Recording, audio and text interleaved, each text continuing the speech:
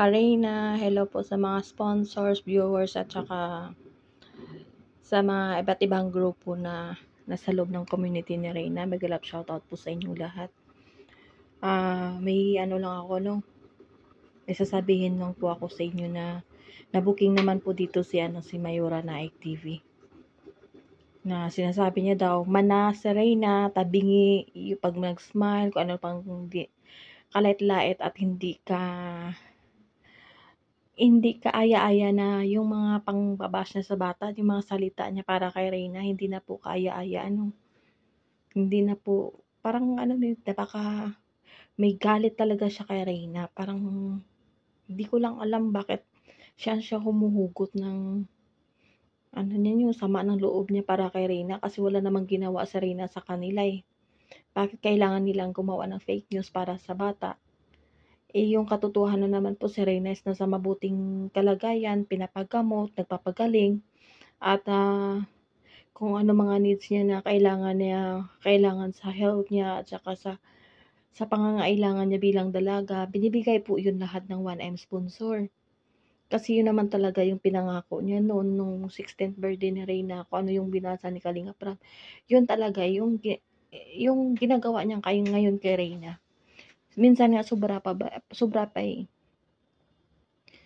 Yung lilinawin ko lang dito, may nagpapatunay, may na-meet ka po kasi sa Reyna sa Manila na papa ni Reyna. Yung papapapahan niya po.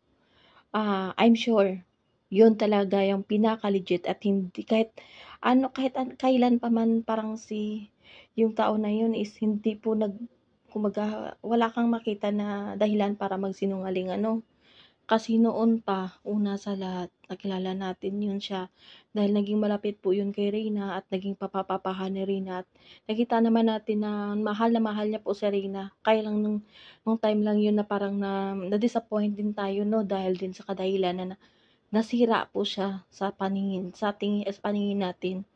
Kasi maraming marites Parang may isang tao kasi na nanira din sa kanya. So, hindi natin alam kung totoo yun or hindi.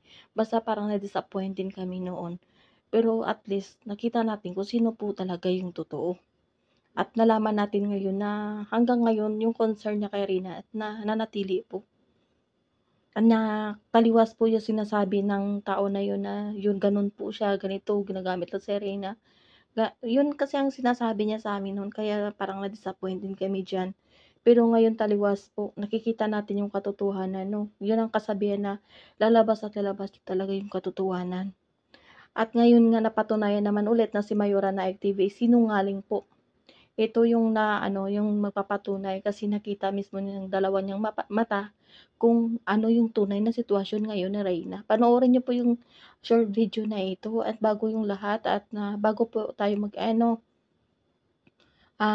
thank you po sa lahat sa inyo, lalo na sa big time sponsors, sa grupo ni Ma'am Rowena, grupo ni Ma'am Hasa, grupo ni Ma'am Grace Kaagapay, at siyempre sa Reyna's community, sa Japan Charity Group, sa Ilongga Reyna's Fans Group, sa Cagay Reyna Fans Group, Ilongga Reyna Fans Group, at sa lahat ng grupo na sa loob ng community ni Reyna. At salamat din kay Sir Pikwa kasi nanatili po siyang defender ni Reyna. Salamat po sa pagtanggol sa mag-ina po. Thank you guys, and God bless us all.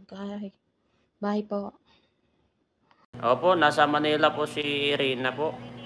Yung pagkasabi mo nga ganda-ganda ni Reyna, parang may something na naman Opo, ang ganda-ganda po ni Reyna, mga kalingap. Grabe, ang ganda na po.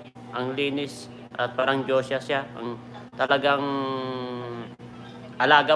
alagang-alaga po siya, kabsat si Sarina Corpus. Paano